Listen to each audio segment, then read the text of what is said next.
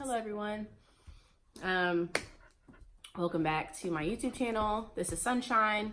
She was not in the last video. She may have to be removed because she does a lot. Get down. So I've gotten some requests on videos to do, and we're gonna call this one Surviving College, High School versus College.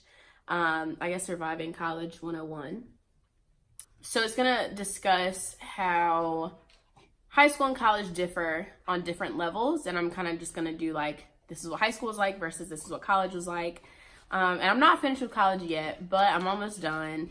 So I feel like I have a pretty good grip on it, and I think I was probably one of the most involved people in my college career that I can name. So I think I have more than enough experience to speak from my own perspective on, you know, what involvement is like in college versus high school, because I was also very involved in high school.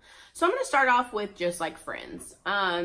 Something I would say in both high school and college is like you find your people, right? So in high school, I found my lifelong friends. I found Lauren, Katie, Sarah, Kyla,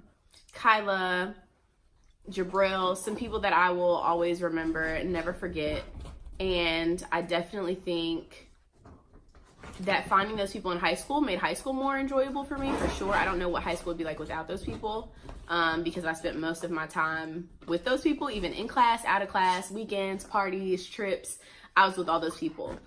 So compared to college though, college, I think you find people, but they're almost people for different things. So in high school, you're surrounded by people all the time. Like you're surrounded by people from 9 a.m. or 8 a.m. to 3 or 4 whenever you get out of school. And you might decide, you know, oh, I want to be by myself for lunch, or I want to sit with someone else for lunch or whatever. But there's not really much freedom on who your friends are. You're pretty much around the same people 5 days out of a 7-day week, sometimes on weekends if you get that close. And so the biggest difference I think for college is that there are so many people. I mean, of course it depends on where you go, but there are so many people that you can decide to be friends with or not to be friends with, or decide to be friends with for one thing versus another thing. So in high school, my friends were pretty much my study buddies, my going out buddies, my food dates, my, you know, my weekend spending friends.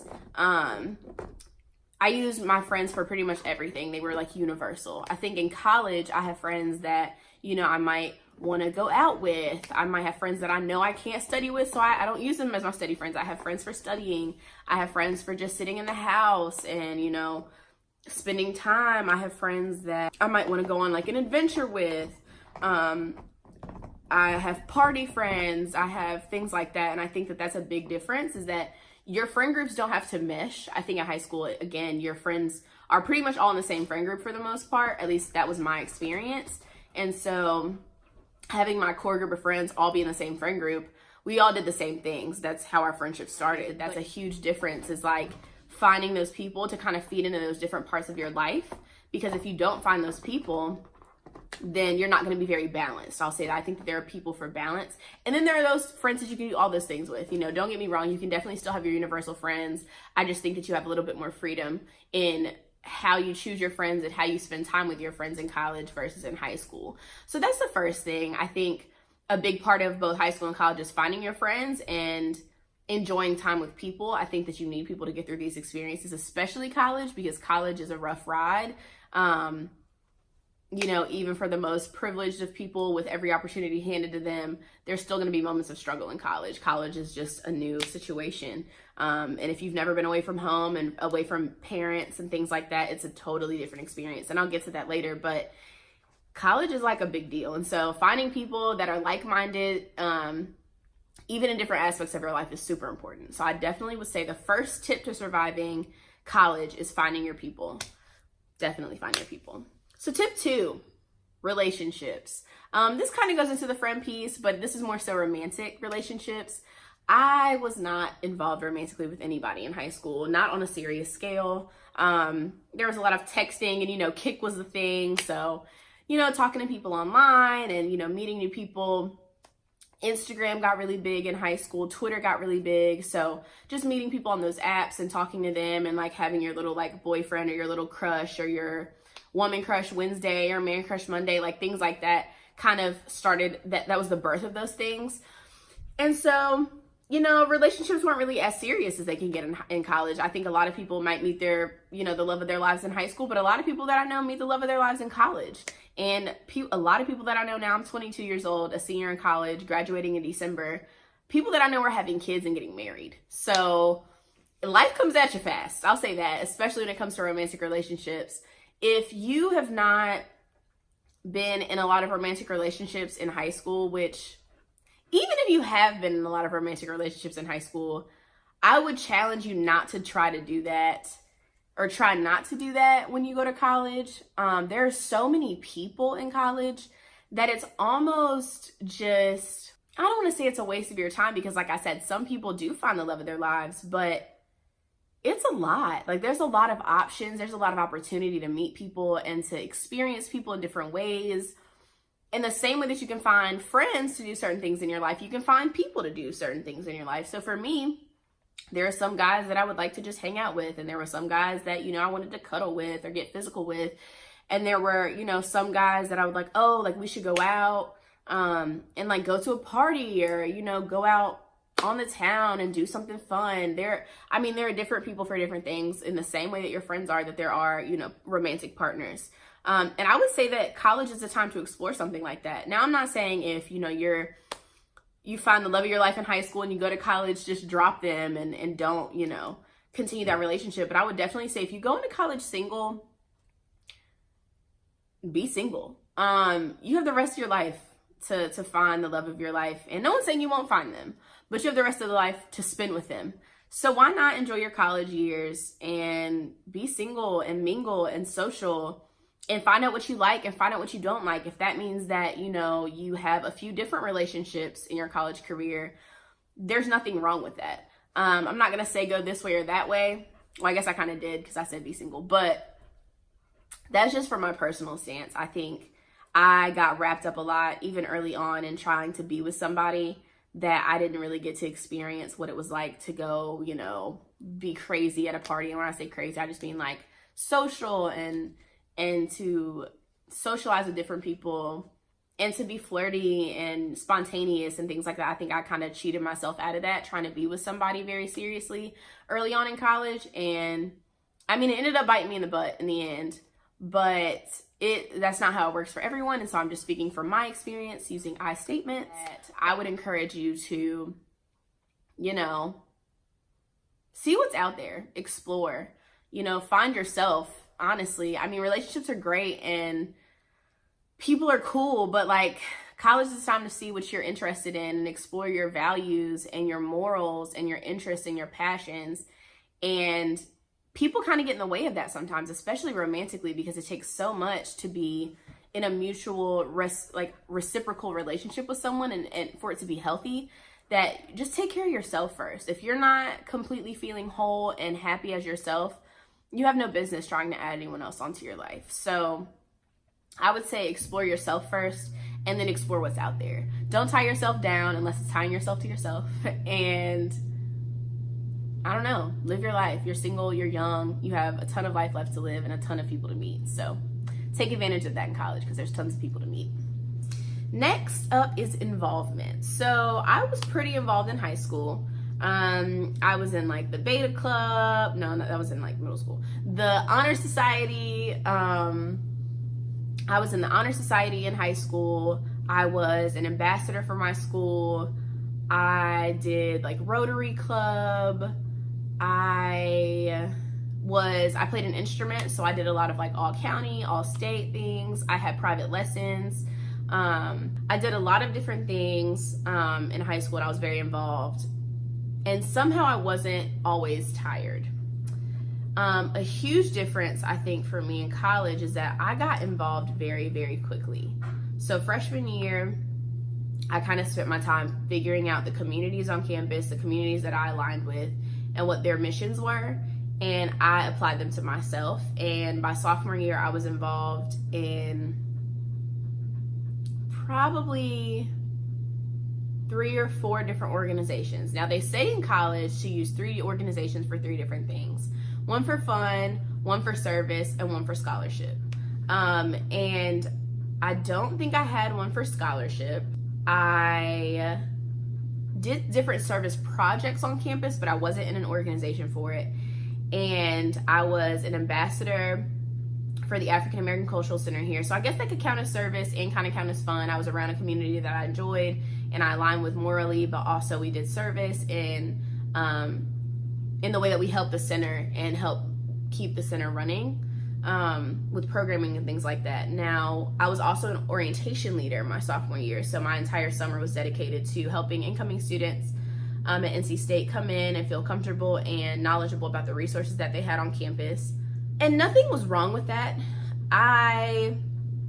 If I can look back, I don't think I was nearly as tired sophomore year as I was junior and senior year. I was also recruited my sophomore year to do a depth education program at my university. I was working as a depth educator that year. So that's already about 4 or 5, if I can remember correctly.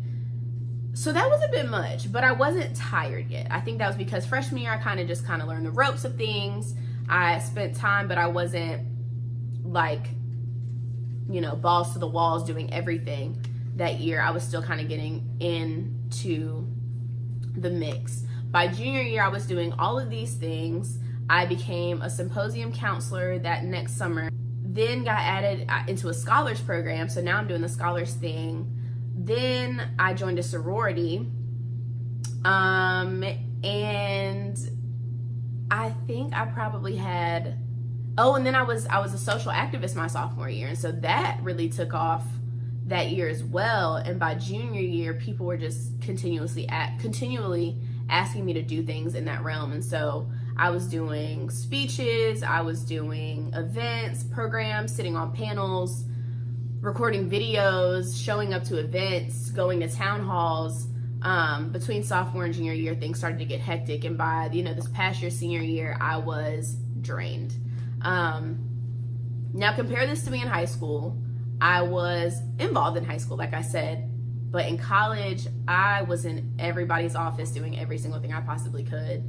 I really want to help the communities that I'm a part of and the communities that I align with and support and advocate for and accomplish, and am an accomplice to, but I overdid it. And I think college is an opportunity to overdo it if you let yourself. And I don't think that's healthy. If you ask me what I did for myself in these last 3 years, I couldn't tell you more than maybe 2 or 3 things that I picked up that I do regularly that are for me. And so while I feed into my community and for me that gives me some sort of personal satisfaction, I wouldn't say that my involvement fed into me the way that I should have been feeding into myself. I can't say that I couldn't say that honestly. So my personal advice is to find what you like. Absolutely. Go find those communities that you want to be a part of and that you want to fight for and advocate for. But don't be afraid to say no. No is the most freeing word when you get into a position like that. When you are the person that people want to talk to and people want to work with, saying no, sometimes it's just what you have to do. It's not what you want to do every time. Most times you don't want to say no, and that's why you usually say yes. But saying no will free you. So find what you like, but know your limits and don't be afraid to say no. So those are my tips for as far as involvement. Some little things about, high school versus college. So there's this difference between sleep. When I was in high school, I didn't nap. I couldn't stand naps. I was like, I don't believe in naps. I would sleep in because school didn't start for me until 9 and we didn't get out till 4. So I would sleep in until about 8 o'clock, be ready by 8:30, leave my house and get to school on time. So I would go to bed around 12, get about 8 hours of sleep. Pretty healthy. 8 or 9 hours is supposedly pretty healthy for 18-year-olds to like 24-year-olds or something like that. 8 hours is like the good go-to. So get your little 8 hours in. When you get to college though, you have this thing where you can like go out on a Monday night because of the freedom, and we'll get to that later, but so you just do. And so you don't get home until about 2 or 3 a.m. And then you might have an 8 a.m. class because you thought, well, I got up in high school at 8 a.m. so I can do it in college. For some people, an 8 a.m. in college may be exactly what they need. That may, you know, allow them to get their classes done earlier in the day and for them to have the rest of the day to do their work and be productive and see their friends and do all the things. I think there's definitely a level of discipline you have to have as far as your sleep goes. You have to allow yourself to, yes, have fun, you know, go spend time, do all the things, but you also kind of have to give yourself a little bit of like a restriction and be like, okay, I need to be in bed by 11 because I have an 8 a.m. and I want to get at least 7 hours of sleep. If you have a goal of hours to sleep, you know, make sure you can allow yourself to get those hours, because for 8 a.m., I would say you have to get up about, you know, 7:30, depending on how close you live. So for me, it was kind of what sleep. By junior year, I was like, where am I sleeping? And that's not healthy. My health started to take a toll. Freshman year, so the grave difference, the large difference that happened for me from freshman year to senior year. Freshman year of college, I started napping. I had afternoons free, and so I would go to class, then I would nap for a few hours, and then get back up for class. But what if I didn't want to get up? Then I was asleep. So I would sleep through class sometimes. I would be tired and groggy because I took like 2-hour naps versus like 30 minutes. So I was napping a lot, and I was sleeping way more during the day than I was at night because I was out all night, and that wasn't healthy for me and it wasn't productive. By sophomore and junior year, I was kind of getting into that what sleep type of idea, or that what sleep kind of mindset and habit. And so by senior year, I was maybe averaging on 5 hours of sleep. I don't think that's healthy. It didn't feel good. It doesn't feel good.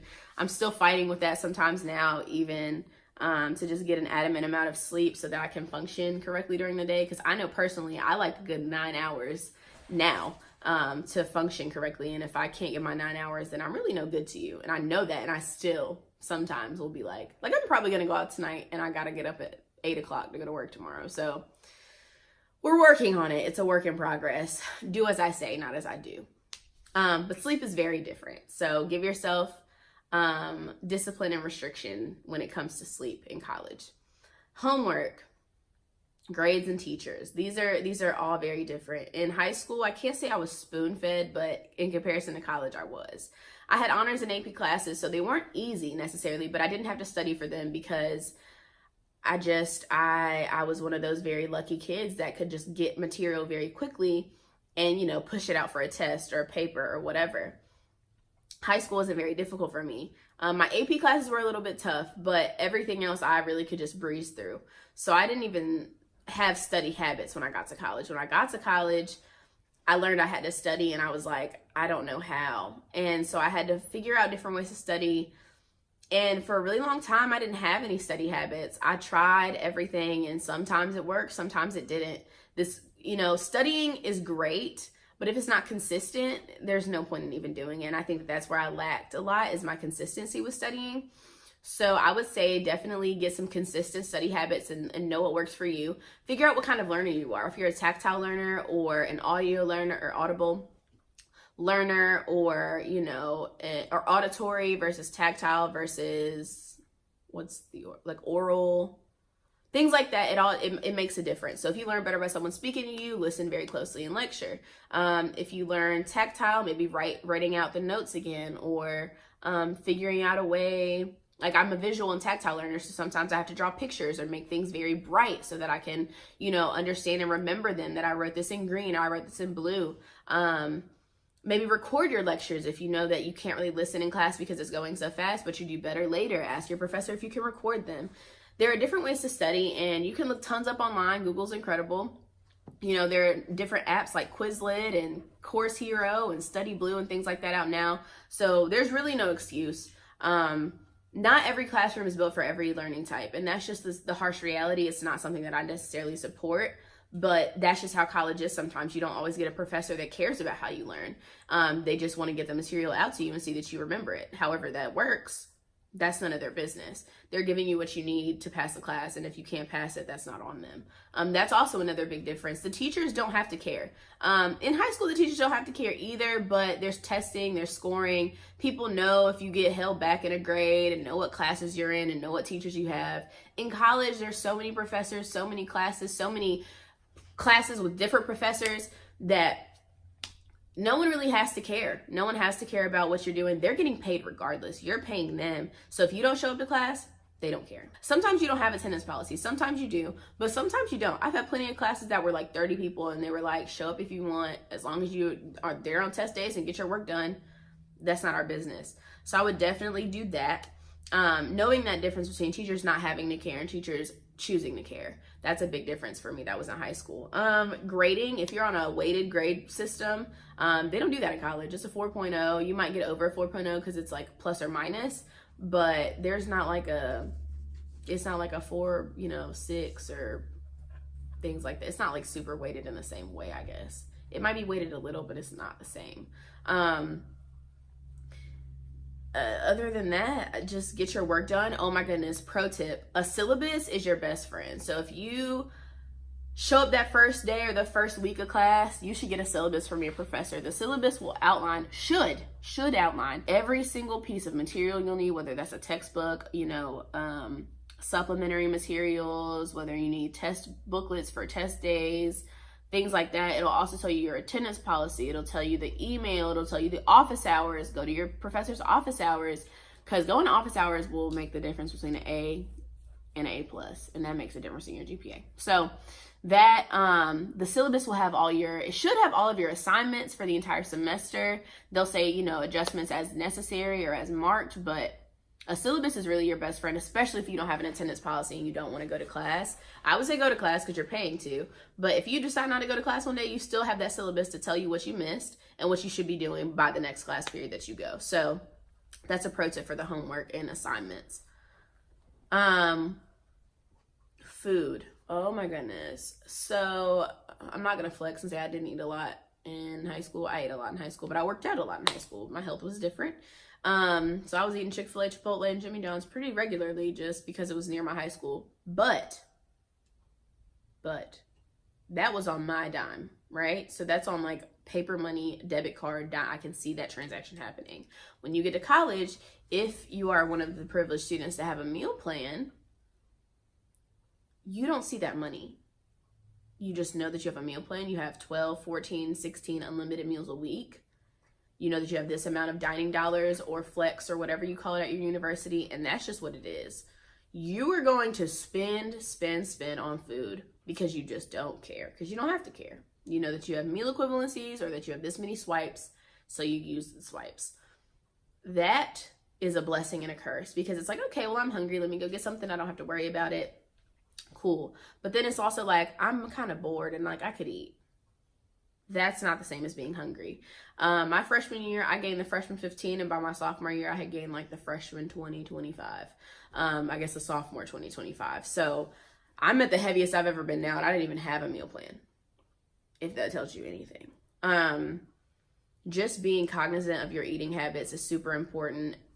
We have things like Chick-fil-A and Tuffy's, and we have like a special campus ice cream and tons of things to eat when you go to college. And that's great to have options, but you don't need to be in Chick-fil-A every day, sis. That's not the move. Like, first of all, that's not good for your health. It's not good for your skin. It's not good for your metabolism, okay? It's not good for your fueling of your body. You're going to be tired and sluggish because all that grease. You don't need to be eating out every day, sis. That's not, and I say sis inclusively, but that ain't it. Like, don't, the freshman 15 is real. Whoever said it's not, they lied. It is real. If you let it, it is real. It will sneak up on you and grab you by the thighs, sis. And if you want thick thighs, you might not even gain the freshman 15 if you're looking for thighs. But if you got thighs already, it's gonna come get you. Got me. So yes, be cognizant of your eating habits and the food you're putting into your body in college. Dining halls are usually pretty healthy because they have, a balanced food group, because that's usually a requirement. So My dog really doesn't care the fact that she doesn't care. But, so that's that. Next up, and last but not least, I think this kind of encompasses all the things. The biggest difference from high school to college is freedom. You are going to a place where people are expecting you to be responsible for your own life. They're expecting you to take care of yourself. They're expecting you to sleep. They're expecting you to eat. They're expecting you to do whatever you have to do to be successful because you made it to college. So they're assuming that you know what you have to do those things and that you'll do those things appropriately. They don't have to care if you do them or not appropriately. They don't have to. They might. You know, you might have that professor that's like, you look a little tired. What's going on? But a lot of times you won't. And I know I came from a house where my parents didn't necessarily wake me up for school. They didn't usually, I mean, my dad took me to school for a while because my car was down, things like that. But like in college, first of all, if you're on campus, you don't have to worry about getting a ride. So your parents don't have to wait that. Your parents aren't going to wake you up. They're not. Unless you're still living at home, which is completely fine and fiscally responsible. They're not going to wake you up. They're not going to check if you're eating, except for maybe the occasional phone call or text message or whatever, how often y'all speak. They're not, and they can't force you to. They can check on you all they want to, but as soon as you hang that phone up, you're going to do what you want to do. And if you don't want to eat, or if you feel like you don't have time to eat or don't have time to sleep or whatever, that's going to be on you. You are an adult now. You are a grown-up. If you're 17 going to college, it doesn't matter if you're not legally an adult. You are an adult as far as college sees you, and they're going to treat you as such. Your homework, that's your responsibility. Your grades, that's your responsibility. Your habits, those are your responsibilities. How often you go out, how often you stay in, those are your habits. As soon as you decide to go out instead of doing your homework, that's a conscious decision that you've made. That's a responsibility that you've given yourself. And it's a privilege to go to college, and it's a blessing, and I loved it. It was incredible. But it's a lot of freedom, okay? You can do a lot of things for the most part, especially if you're going far or far enough that people can't just pull up on you. You have freedom that you've never had before, and it makes such a difference what you do with it. Be very, very mindful and very, very careful of how you use that freedom, and make sure you're not abusing it, because in the end, it's only going to affect you. That's really how the cookie crumbles, is you are an adult, it is your life, and you are impacting your life however you want it to be impacted. So that's the end of this video. I hope that you learned some things. Hopefully you learned some transitional things or some tips and tricks. Maybe if this wasn't as transitional as some people wanted, I can do a transitions one. But I think I pretty much covered most of the bases. Outside of, like big self-care things. All of these things I think are self-care, with the food and the sleep, making sure you're going to the gym and the dining halls and things like that. Everything is very much so balanced, but let me know what y'all think, and let me know what else y'all want to see. I would love to hear more feedback, more comments, more ideas. I'm really excited about this channel, and so I'm just happy that I can keep pushing out content the way I kind of want to. And so please keep watching, like, subscribe, and share this video with all your friends, your fam, all the crew. And I guess my sign off is just going to end up being, till I see you. No, till next time, I'll see you.